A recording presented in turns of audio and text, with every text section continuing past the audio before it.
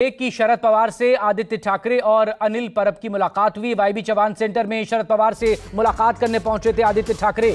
सवाल इसी को लेकर महाविकास आघाड़ी में आखिर चल क्या रहा है, क्या बात बन चुकी है, क्योंकि यह बताया जा रहा है कि एनसीपी शरद पवार और शिवसेना उद्धव गुट के बीच तो सब कुछ ठीक है, सीटों को लेकर सहमति बन चुकी है, लेकिन अगर कुछ सीटों को लेकर पेच फंसा हुआ है तो दरअसल वो पेच कांग्रेस और शिवसेना उद्धव गुट के बीच ही है। इस सब के बीच वाईबी चौहान सेंटर पर शरद पवार से मिलने के लिए आदित्य ठाकरे और अनिल परब पहुंचे। कल एक बैठक हो चुकी है, लगातार बैठकें ही चल रही हैं। राहुल पांडे मेरे सहयोगी लगातार हमारे साथ बने हुए। राहुल, शरद पवार से मिलने के लिए आदित्य ठाकरे और अनिल परब वहां पर पहुंचे। महाराष्ट्र में अगर नेताओं को लेकर हम बात करें तो सबसे बड़ा कद शरद पवार का ही माना जाता है, और ये जो एक गठबंधन जिसके बारे में शायद कभी किसी ने सोचा नहीं होगा, वो गठबंधन भी अगर वजूद में आया कांग्रेस और शिवसेना के साथ में आने से, तो कहीं ना कहीं दिमाग या नीति शरद पवार की ही थी। क्या फाइनली शरद पवार ही अब इस मसले को सुलझाएंगे?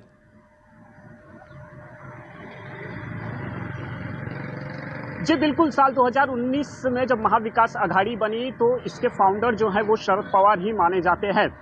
अब जब महाविकास आघाड़ी में विवाद होता है शिवसेना यूबीटी के बीच में, तब दोनों पार्टियों के नेता जो हैं शरद पवार के पास जाते हैं। और आज जब महाविकास आघाड़ी में सीट शेयरिंग को लेकर पेच फंसा हुआ है, खास करके विदर्भ की सीटों को लेकर, तो यहाँ पर मातोश्री में एक तरफ जहाँ शिवसेना यूबीटी के प्रमुख उद्धव ठाकरे अपने पार्टी के नेताओं के साथ बैठक कर रहे थे, तो इसी बीच आदित्य ठाकरे जो उनके बेटे हैं और शिवसेना के वरिष्ठ नेता अनिल परब वाईबी चौहान सेंटर पर जाते हैं। बताया जाता है कि उद्धव ठाकरे का मैसेज लेकर आदित्य ठाकरे जो है वाईबी चौहान सेंटर पहुंचे हैं और वहां पर उन्होंने पवार से मुलाकात की है। जितने भी सीटों को लेकर विवाद है उसकी जो है चर्चा आदित्य ठाकरे ने शरद पवार से की है। और जो अब जानकारी निकलकर आ रही है सूत्रों के मुताबिक, तो शरद पवार इस विवाद को लेकर मध्यस्थता करेंगे और वो हो सकता है कि कांग्रेस हाईकमांड से जो है फोन पर बात कर इस मसले को जल्द से जल्द सुलझाने की कोशिश करेंगे। जी,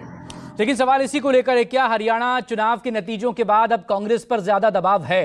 प्रेशर पॉलिटिक्स जो है उसके सहयोगी वो दबाव की जो राजनीति है वो लगातार कांग्रेस पर कर रहे हैं कि हरियाणा में आपने क्या किया और अब महाराष्ट्र में आप ये गलती ना दोहराएं। क्या इस वजह से भी ज्यादा दबाव में कांग्रेस या दबाव बनाने की कोशिश?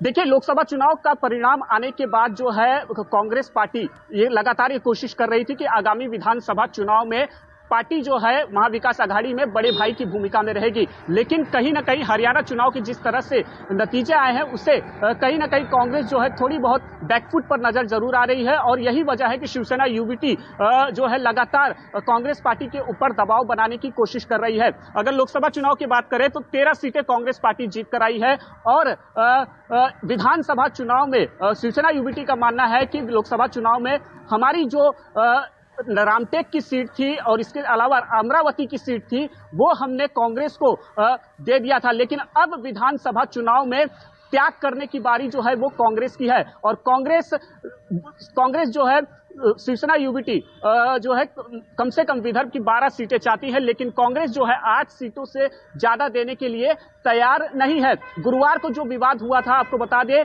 कि नागपुर जिले की नागपुर दक्षिण विधानसभा की सीट है। इस सीट पर संजय राउत भी जो है कुछ दिनों पहले निरीक्षण कर चुके हैं और ये सीट कांग्रेस के प्रदेश अध्यक्ष नाना पटोले छोड़ने के लिए बिल्कुल राजी नहीं है। और गुरुवार को जिस तरह से मीटिंग के बाद बताया जा रहा था कि 260 सीटों पर सीट शेयरिंग का फॉर्मूला लगभग तय हो चुका है, आम सहमति बन गई। रही बात है 20 से 25 सीटों पर सवाल इसी को लेकर, क्योंकि विदर्भ से विधानसभा की राहुल 62 सीटें आती हैं और यहां पर कांग्रेस पहले से ज्यादा मजबूत नजर आई है अगर लोकसभा चुनावों के नतीजों के लिहाज से कांग्रेस को परखे। तो बहुत शुक्रिया, आप नजरें बना रखें। अपडेट के लिए आपसे फिर बात होगी।